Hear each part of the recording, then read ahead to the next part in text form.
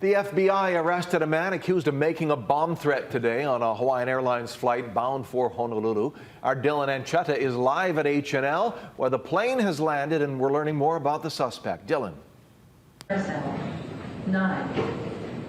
Yes, thank you so much. Passengers from Hawaiian Airlines Flight 15 started trickling into the baggage claim area shortly after 5 p.m. Now, it was a long and tiring day for many of the travelers who experienced that bomb scare while on the ground in San Diego. Now, Port of San Diego authorities arrested John Stea, a 35-year-old member of the military, and charged him with making a false bomb threat. Hawaiian Airlines told us the suspect was heard shortly after the plane pulled back from the gate, making threats against the safety of the aircraft. The flight was stopped from taking off as FBI agents were called on board to investigate. Stea was escorted off in handcuffs, and others on board were also deplaned. Passengers who just got off of the rescheduled flight described the suspect as showing odd behavior before even boarding the flight. Many of them suspected he might have been drunk. We were going to board.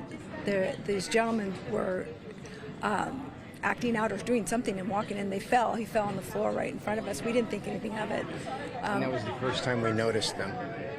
Yeah, and then once we were on, we started to taxi and ready to take off. And the captain came on and said, "We have a non-specific threat against this plane." We saw him before we got on the plane. He had dropped his luggage, and then he was stumbling everywhere, and he was just being weird, and you could tell he was on something because he was super red, and I don't know, he was just acting weird, but we didn't hear anything on the plane.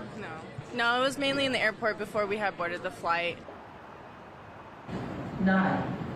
Passengers from Now, all of this caused a roughly 5-hour delay for the nearly 300 passengers and crew members on board. One passenger said travelers were offered reimbursements, while some opted to take a flight on a completely different day. Now, overall, there was a sense of relief for a lot of the passengers who were on that flight, and that no other injuries were reported. Many of them are simply happy to be here in Honolulu, whether it be for vacation or simply returning home.